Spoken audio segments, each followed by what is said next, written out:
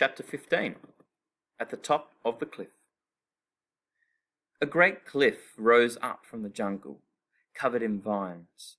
It was 50 times as tall as Fred. The rock face would have been grey, but it was so covered in foliage that it seemed to rise from the earth like a growing thing. A great green extension of the jungle floor. "That's what the black square meant," breathed Fred.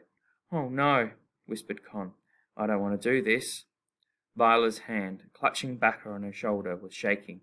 "Fred, could you climb that?" Fred swallowed. "Definitely," he lied. He stared at the great green expanse. It would be like climbing a green cathedral, he thought. We all could. There would be so many handholds. It would be like climbing a ladder. "Max can't climb ladders," said Lila. "Then one of us could strap him to their back with lianas," said Fred. "I just don't think," began Con.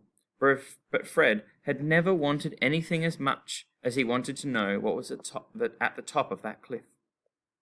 "Where would we go if we turn back now?" he said. Lila bit down on one of her plaits. Her jaw was rigid with fear, but her gaze was steady. "We've got to try, haven't we? There might be someone up there who can get us home." They moored the raft and picked their way through the jungle towards the cliff. The trees grew so thickly they had to force their way between them, and even though it was barely 200 meters, it took fully half an hour of hauling Max over tree trunks and navigating under branches lined with vicious thorns. Fred stood at the foot of the cliff and laid a hand on it. The rock was warm to the touch and uneven. Good for finding handholds, he thought. The vines that coated it looked strong. He tugged on a handful of thin lianas. They didn't tear. "See? It'll just be like climbing the rope at school, in gym lessons," he said. "It'll be simple." "I hate climbing the rope," said Con. "So, no, actually, it's not simple." "I could go up by myself," said Fred, "and shout down what's up there." Lila shook her head. She looked suddenly much older than the rest of them, and stern. "You never split up in unfamiliar territory," she said. "We're coming with you." She unwound Backer from the crook of her elbow and settled him securely on the back of her neck, looping her plaits around his body to keep him moored. "But I can't carry Max. We'd both die." "I can take him on my back." Fred tried to banish any hint of doubt from his voice. "Doesn't Max get to choose?" "Max says he won't," said Max. "No," said Lila. The stern look became sterner. "You don't get to choose. I almost never make you do things you don't want to at home, Max. But you have to do this." "No!" "Yes. You're going to tie you onto Fred with ropes so you won't fall. And you can cry all you want, but it won't help," she said, as Max began to sob. Max didn't make the climbing easier. His mutinous weight threw Fred's normal climbing rhythm off, and it was a very slow ascent. He breathed loudly into Fred's ear and got spit in his hair, and he was heavy. Fred was aching before they were halfway up. He went first, with Con and Lila following his handholds. Twice he went the wrong way and had to shout down apologies as he retreated and moved sideways, agonizingly slow with Max's feet digging into his ribs. "You have to shift backwards. But don't look down," he called to the girls. "We already did," Con called back. Her voice was strangled with nerves. "It wasn't a good idea." Fred shook a beetle off his eye and gripped another handful of vines. He hauled upwards, slowly. Inch by inch, the roots of trees growing down the rock came into sight. Then the tip of the rock curved and became an incline with bushes, which became flat land. Fred let out a yell of triumph. Con and Lila followed. Con crawled to the nearest tree and spat a mouthful of bile and saliva and terror and triumph into the roots.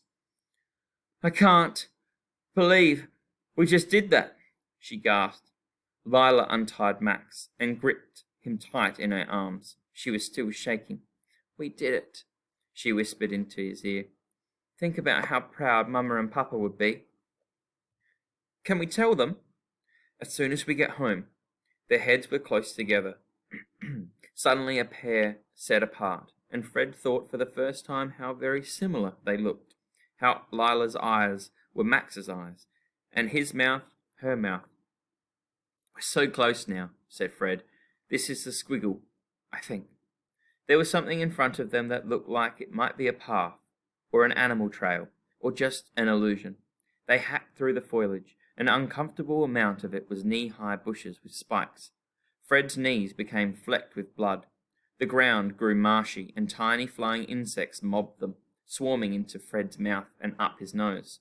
Con snorted like a horse, waving both hands in front of her face. Is it far? She asked, turning to look at Fred. I don't know how much more of this I can take. But even as she spoke, the ground gave way.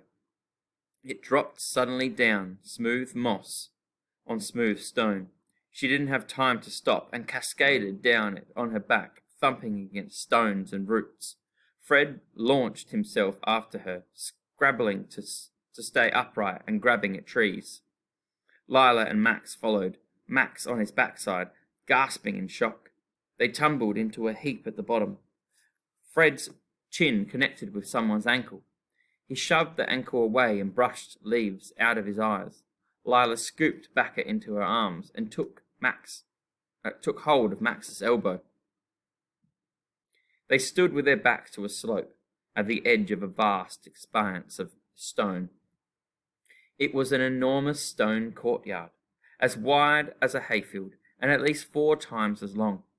The ground was built from white and yellow stone blocks, rough-hewn but smooth at the top, as from the passing of many thousands of feet.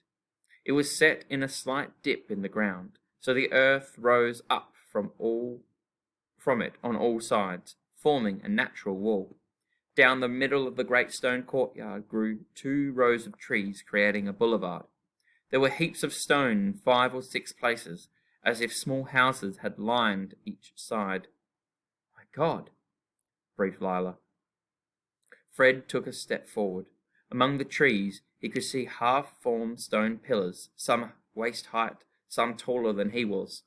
High overhead was a thick canopy of green, forming a roof over the courtyard. Look, said Fred, over there. At the far end there was a vast stone wall, half crumbling and covered in passion-fruit vines. Lining the wall were 4 immense sculptures, hewn out of wood and stone, and taller than 2 men. Some of the stone had fallen away, but it was possible to see what they had been. A monkey, a panther, a woman, and a man. It's a city, breathed Lila.